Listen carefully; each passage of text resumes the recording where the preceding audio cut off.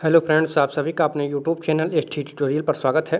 Friends, हम सब CTET 2016 सितंबर का क्वेश्चन पेपर हल करेंगे जो आपके आगामी परीक्षा के लिए काफ़ी हेल्पफुल साबित होंगे। तो फ्रेंड्स, वीडियो को शुरू से लेकर अंत तक जरूर देखिएगा और सभी प्रश्नों को जो है अच्छी तरीके से आप लोग तैयार कर लीजिएगा। ठीक है, तो चलिए प्रश्न को शुरू करते हैं। 31वां नंबर प्रश्न है, कक्षा 2 की एक शिक्षिका ने अपने विद्यार्थियों को 4 इकाई और 3 दहाई लिखने के लिए कहा। कुछ विद्यार्थियों ने 34 के स्थान पर 43 लिखा। एक शिक्षिका के रूप में आप विद्यार्थियों को इस संकल्पना को कैसे समझाएंगी? तो कौन सा ऑप्शन सही हो जाएगा? तो सही उत्तर हो जाएगा आपका ऑप्शन नंबर बी। ठीक है, विद्यार्थियों को गिनतारा पर प्रदर्शित करने के लिए कहेंगी। ठीक है, और फिर लिखने के लिए कहेंगे। सबसे उचित आंसर आपका ऑप्शन नंबर बी होगा। 32वां प्रश्न है, गणित में प्रतिचित्रण के लिए निम्नलिखित कथनों में से कौन सा कथन सत्य नहीं है? तो सही उत्तर हो जाएगा आपका ऑप्शन नंबर बी। ठीक है, प्रतिचित्रण जो है गणित पाठ्यक्रम का भाग नहीं है। ठीक है, तो करेक्ट आंसर हो जाएगा आपका ऑप्शन नंबर बी। 33वां प्रश्न है, आकृतियों के निम्नलिखित पहलुओं में से किसका प्राथमिक स्तर से जो है कोई संबंध नहीं है? तो कौन सा ऑप्शन सही हो जाएगा? तो सही उत्तर हो जाएगा आपका ऑप्शन नंबर ए, कोण। ठीक है, ऑप्शन नंबर ए सही हो जाएगा। आकृतियों के निम्नलिखित पहलुओं में से जो है प्राथमिक स्तर में जो है कोण का कोई संबंध नहीं होता है। उसमें जो है कोण की पढ़ाई उस स्तर पर भी नहीं शुरू होती है। ठीक है, तो ऑप्शन नंबर ए सही हो जाएगा। 34वां प्रश्न है, गणितीय खेल और पहेलियाँ मदद करते हैं। तो 4 ऑप्शन दिए हैं, उसके बाद नीचे विकल्प दिया गया है कि कौन कौन से लोग मदद करते हैं। तो आपको पढ़ना होगा, गणित के प्रति सकारात्मक अभिव्यक्ति को विकसित करने में, ये भी सही है। ठीक है, गणित और प्रतिदिन के विचारों में संबंध स्थापित करने में, ये भी सही है। गणित को आनंददायक बनाने में, ये भी सही है। ठीक है, समस्या समाधान के कौशल को प्रोत्साहित करने में, तो ऑप्शन नंबर डी भी सही है। तो कौन सा कूट इसमें से सही हो जाएगा? तो ऑप्शन नंबर ए सही हो जाएगा। ठीक है, गणितीय खेल में जो पहेलियाँ मदद करती हैं, तो ये चारों पार्ट से जो है संबंधित होती हैं और ये मदद करती हैं। 35वां प्रश्न है, एक दिए हुए आयत और समांतर चतुर्भुज का क्षेत्रफल समान है, परंतु कक्षा 4 के अनेक शिक्षार्थियों ने उत्तर दिया कि समांतर चतुर्भुज का क्षेत्रफल अधिक है। शिक्षक शिक्षार्थियों को यह समझाने में किस प्रकार का सहायता कर सकता है कि दोनों के क्षेत्रफल समान है? तो कौन सा ऐसा उपाय लगाएंगे कि जो है विद्यार्थी जो है संतुष्ट हो जाए कि ये दोनों समान हैं? तो सही उत्तर हो जाएगा आपका ऑप्शन नंबर सी। ठीक है, आलेख ग्राफ पेपर के द्वारा जो जब उनको समझाएंगे, पॉइंट बाय पॉइंट समझाएंगे कि यहाँ से ऐसे हुआ, यहाँ से फिर बढ़ा, फिर इसका मान इतना हुआ, फिर इतना हुआ, तो जो है वो पूरी तरह से जो है संतुष्ट हो जाएगा। तो ऑप्शन नंबर सी आपका करेक्ट आंसर हो जाएगा। 36वां प्रश्न है, राष्ट्रीय पाठचर्या की रूपरेखा एनसीएफ 2005 के अनुसार प्राथमिक स्तर पर गणित शिक्षण का उद्देश्य निम्नलिखित में से कौन सा नहीं है? तो सही उत्तर हो जाएगा आपका ऑप्शन नंबर डी। ठीक है, गणित में उच्चतर और अमूर्त पढ़ाई की तैयारी करना, ये प्राथमिक लेवल में ऐसा कोई व्यवस्था नहीं किया गया है। ठीक है, तो ऑप्शन नंबर डी आपका करेक्ट हो जाएगा। 37वां प्रश्न है, 29,503 में 5 के स्थानीय मान तथा 32,071 में 7 के अंकित मान में अंतर क्या है? तो स्थानीय मान आप लोग जानते होंगे, यहाँ से इसका स्थानीय मान हो जाएगा आपका 500। ठीक है, 5 के आगे 2 डिजिट है तो दो जीरो बढ़ जाएगा। उसके बाद अंकित मान वही मान होता है चाहे कुछ भी हो। ठीक, किसी भी पोजीशन पे हो, किसी भी स्थान पे हो, तो अंकित मान उसका वही हो जाता है। तो 7 का इसमें अंकित मान जो होगा तो 7 ही हो जाएगा। और अंतर पूछा है तो जो 500 में से 7 घटा देंगे तो आपका आ जाएगा 493। ठीक है, तो आंसर आपका सही हो जाएगा ऑप्शन नंबर ए। 38वां प्रश्न है, 30,028 बराबर 28 इकाई प्लस 28,000 खाली जगह है, यहाँ पे रिक्त स्थान है, दहाई, तब रिक्त स्थान पे जो है कौन सी संख्या आएगी? तो इसको कैसे हल किया जाएगा? तो आप यहाँ देख लीजिए, यहाँ पर x वैल्यू पुट कर लीजिए। ठीक है, अब क्या कीजिए, x बराबर कर लीजिए। ठीक है, 30,028, जब इसको इधर पक्षांतर करेंगे, जब ये इधर आएगा तो ये माइनस हो जाएगा, तो 28,028 हो जाएगा। ठीक है, 28,028 हो जाएगा। ठीक है, अब जब इसको इसमें से माइनस करेंगे तो आपका कितना बच जा रहा है? तो 8 में से 8 गया कुछ नहीं, 0 0 उसके बाद 2, 2000 बच जा रहा है। ठीक है, तो 2000 कितनी दहाई के बराबर होता है? ठीक है, तो 2000 जो होता है वो 200 दहाई के बराबर होता है। ठीक है, तो ऑप्शन नंबर डी आपका सही हो जाएगा। ठीक है, कुछ नहीं करना है, यहाँ एक्स वैल्यू पुट करेंगे, इसको जोड़ लेंगे, 28,028 होगा, और 30,028 जो है जब इसको पक्षांतर करेंगे एक्स बराबर करके, तो 30,028 में से 28,028 जब घटा देंगे तो 2000 बच जाएगा। 2000 जो है 200 दहाई के बराबर होता है, तो ऑप्शन नंबर डी सही हो जाएगा। 39वां प्रश्न है, ये देखिए 39वां है,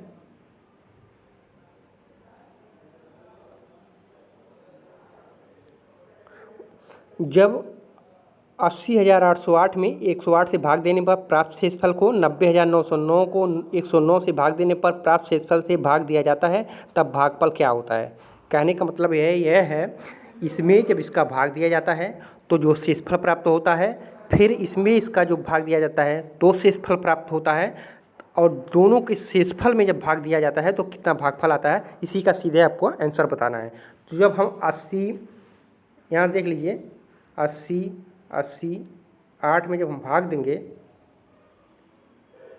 ठीक है, इसमें जब हम 108 का भाग देंगे, ठीक है, तो कितना आएगा आंसर आपका? इस 7 बार जाएगा तो 756 हो जाएगा। ठीक है, 756 हो जाएगा, तो कितना बचा आपका? 0 2 5 520 बचा। ठीक है, फिर भाग नहीं जाएगा तो 4 से भाग देंगे हम। ठीक है, तो 432 हो जाएगा। फिर से हम भाग देते हैं, देखिएगा ध्यान से। ठीक है, 80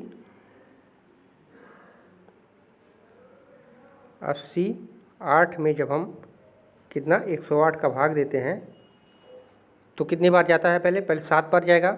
ठीक है, 756 हो जाएगा आपका। ठीक है, बचा कितना? 520। ठीक है, अरे 8 में से 6 गया 2, उसके बाद एक 0 उतर जाएगा, 52 बचा, 0 उतर जाएगा, फिर भाग नहीं जाएगा तो 4 बार करेंगे। ठीक है, तो 432 हो जाएगा। ठीक है, 432 हो जाएगा, फिर घटेगा तो 888 आ जाएगा आपका। ठीक है, फिर जो है 8 बार हम भाग देंगे, 8 6 48, 8 8 64, ये 8 है, तो 8 8 64 के 4 हाथ में आ लिए तो 6, उसके बाद 8। ठीक है, तो जब इसको घटाएंगे तो कितना शेषफल आपका बच जा रहा है 24। ठीक है, जब इसमें भाग दे रहे हैं इसका तो शेषफल बच जा रहा है आपका 24।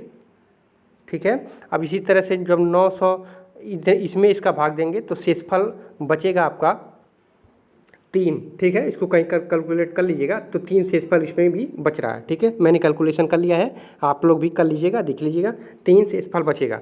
तो कह रहा है कि जो जब दोनों शेषफल बच रहे हैं उसका भाग देने पर क्या उसका भागफल आ जा रहा है। तो पहले का कितना बचा था? तो पहले का बचा था 24।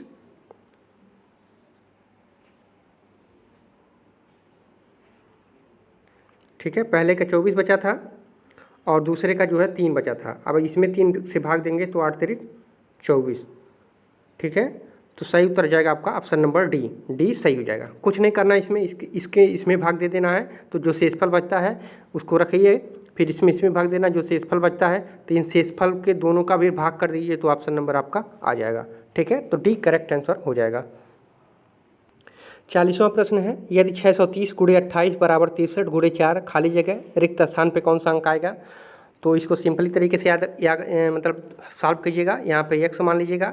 ठीक है, तो x बराबर क्या हो जाएगा? तो ठीक है, तब इसको हम पक्षांतर कर लेंगे, तो x बराबर हम कर सकते हैं 603 × 28। ठीक है, 603 × 28। अब जब ये पक्षांतर होगा तो गुणा है, तो ये नीचे चला जाएगा भाग में, तो 63 × 4। अब इसी को काट देंगे, तो 4 एकन्नम 4, 4 सते 28, और 7 एकन्नम 7, 7 नामा 63। ठीक है, अब जब 603 में 9 का भाग देंगे तो देख लीजिए 9 छक्का 54, 54 और उसके बाद 6 60 43, यानी 67 आ गया आपका। ठीक है, आपका आंसर कितना आ जाएगा? 67 आ जाएगा। तो ऑप्शन नंबर ए सही हो जाएगा। ठीक है, कुछ नहीं करना है, x मान लेना है, उसके बाद जो है इसको पक्षांतर कर देना है, तो ये इधर आ जाएगा, तो ये नीचे चला जाएगा, तो उसके बाद जो है सीधे हल करके आपका आंसर प्राप्त हो जाएगा। 41वां प्रश्न है, 200 और 400 के बीच 30, 45 तथा 60 का सबसे छोटा सार्वगुणज यानी एलसीएम भागा 15, 24 तथा 45 का सबसे बड़ा सार्वगुणनखंड यानी एचसीएफ महत्तम समापवर्तक बराबर है। किसके बराबर होगा? तो इसको हम सॉल्व करेंगे। तो सबसे पहले देख लीजिए 30, 45 और 160 का जो एलसीएम होगा वो कितना आएगा।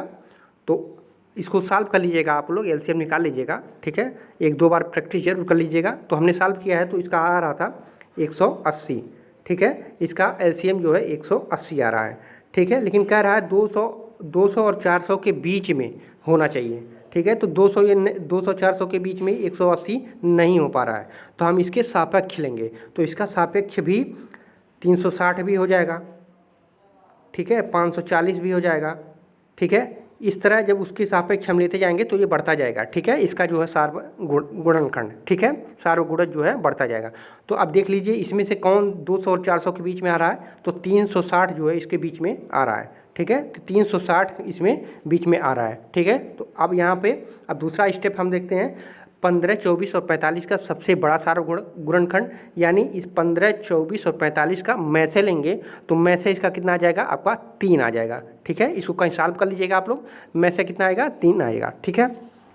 अब यहाँ पे भागा का चिन्ह है तो क्या करेंगे हम 360 में 3 का भाग कर देंगे, ठीक है। तो काट देंगे 3 कलम 3, 3 दूनी 6, 120 आपका आंसर आ जाएगा, ठीक है। तो ऑप्शन नंबर डी आपका सही हो जाएगा, ठीक है। कुछ नहीं करना है, इसका एलसीएम लेना है। एलसीएम इन दोनों के बीच में नहीं आ रहा है तो इसका सापेक्षता बढ़ाते चले जाना है कि मतलब कौन कौन सा इसके सापेक्ष में आ रहा है। तो जो इसके बीच में मिल रहा है 360 मिल रहा है, ठीक है। इसके बाद इसका एचसीएफ निकालना है यानी महत्तम समापवर्तक निकालना है, उसके बाद उसको भाग दे देना है। तो आपका आंसर आ जाएगा 120। 48वां प्रश्न है, फलों के मूल्य प्रति किलोग्राम नीचे दिए गए हैं, ठीक है। और रेशमा ने 4.5 किलो खरबूजा, 1 किलो 200 ग्राम चेरी, 250 ग्राम अंगूर और पौने 2 किलोग्राम जो है सेब खरीदे। उसने दुकानदार को 500 रुपये का नोट दिया, उसने कितने रुपए वापस किया। तो इसको आप सब लोग जो है खुद कैलकुलेशन कीजिएगा, इसमें कुछ नहीं करना है। रेशमा ने जो है 4.5 किलो खरबूजा खरीदा, तो 1 किलो खरबूजे का दाम 18 रुपये 50 पैसा है। तो इसमें क्या करिएगा 4.5 kg का 4.5 का जो है इसमें गुणा कर लीजिएगा। तो जो रेट आएगा तो इसको यहाँ पे रेट लिख लीजिएगा। इसी तरह जो है चेरी का कर लीजिएगा 1.2, ठीक है।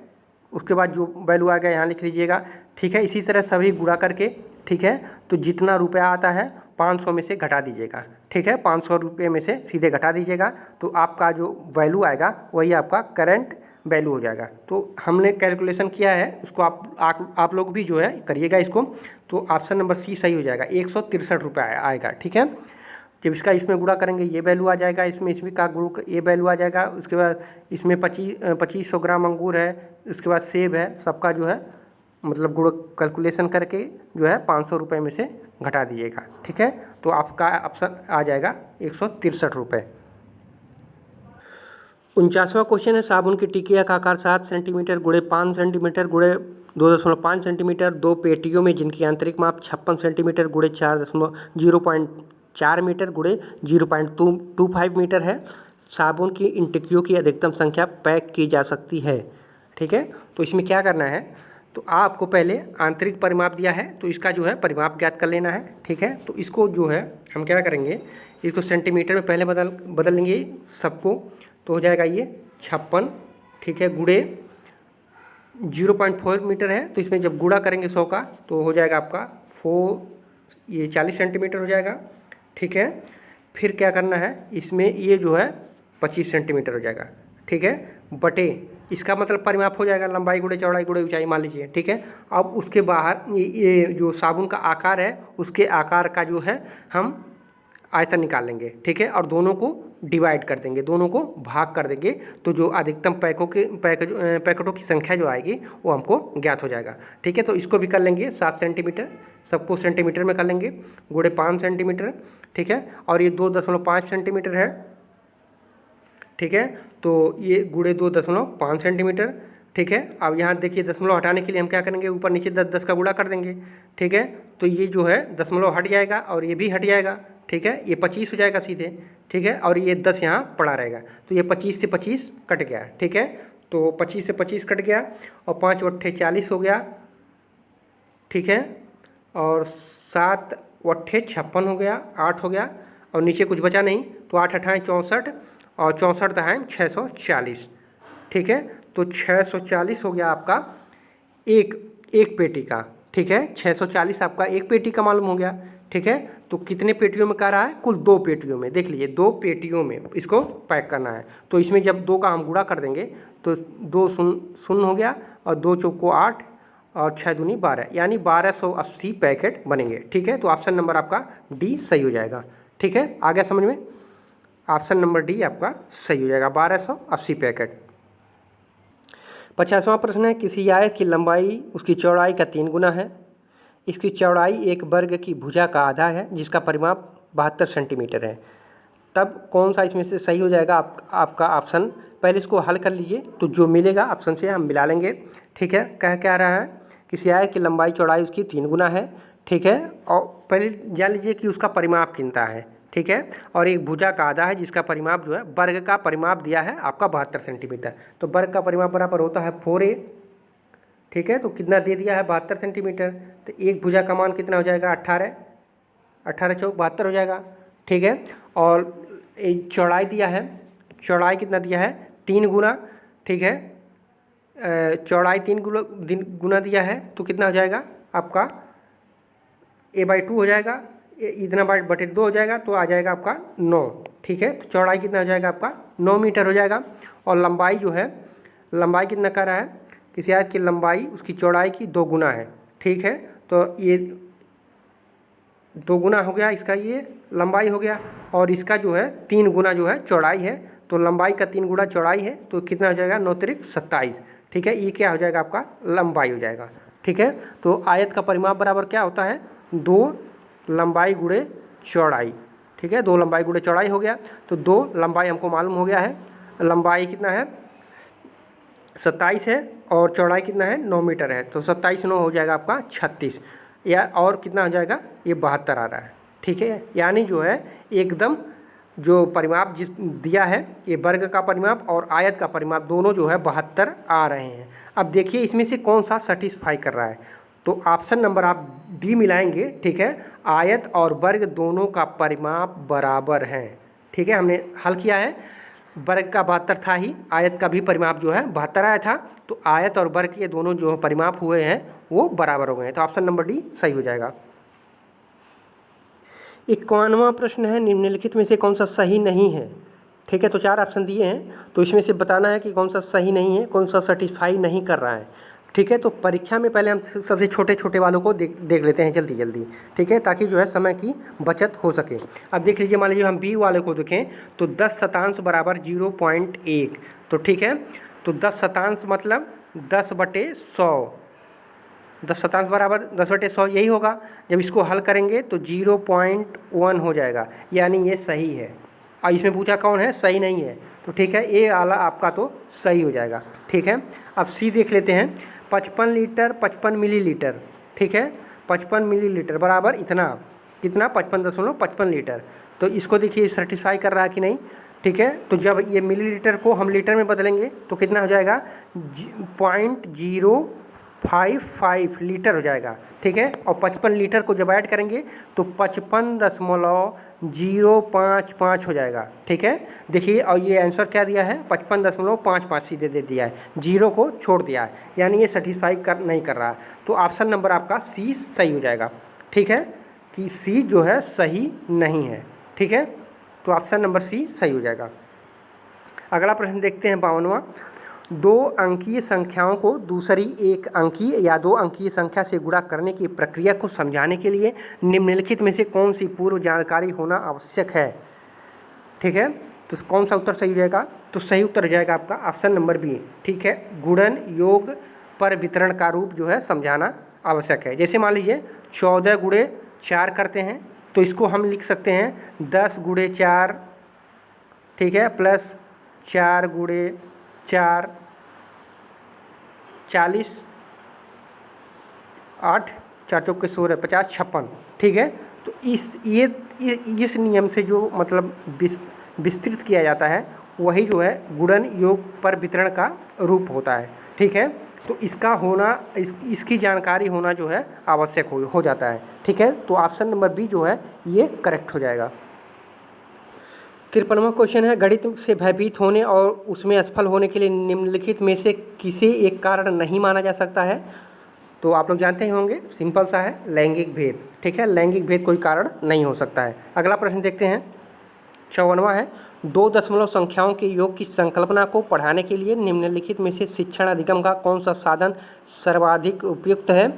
तो सही उत्तर हो जाएगा आपका option number B, graph paper. ठीक है, जो 2 दशमलव संख्याओं का योग की संकल्पना पढ़ाने के लिए जो ग्राफ पेपर होता है वो सबसे महत्वपूर्ण होता है, क्योंकि यहाँ पे मान लीजिए 0 बताया जाता है, फिर यहाँ तक पढ़ा तो 0.05 हो जाता है। तो इसके माध्यम से जब हम ग्राफ पेपर के माध्यम से बताएंगे तो बच्चों को जो है बहुत जल्दी समझ में आ जाएगा। अगला प्रश्न देखते हैं, 55वां प्रश्न है, कक्षा 4 के अधिकतर शिक्षार्थी सोचते हैं कि दो संख्याओं के गुणन से प्राप्त संख्या सदैव दोनों संख्याओं से बड़ी होती है।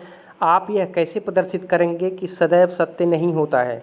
तो इसको हम मतलब प्रूफ करने के लिए ऑप्शन नंबर सी जो दिया है, ग्रिड पेपर पर 2 दशमलव संख्याओं के गुणन को जो है प्रदर्शित करेंगे और बताएंगे कि यह हमेशा सदैव जो है बराबर नहीं होता है, कभी कम भी आ सकता है, कभी ज़्यादा भी हो सकता है। ठीक है, तो ग्रिड पेपर पर, ठीक है, जो दशमलव संख्याओं के गुणन को हम प्रदर्शित करके बताएंगे। अगला प्रश्न देखते हैं,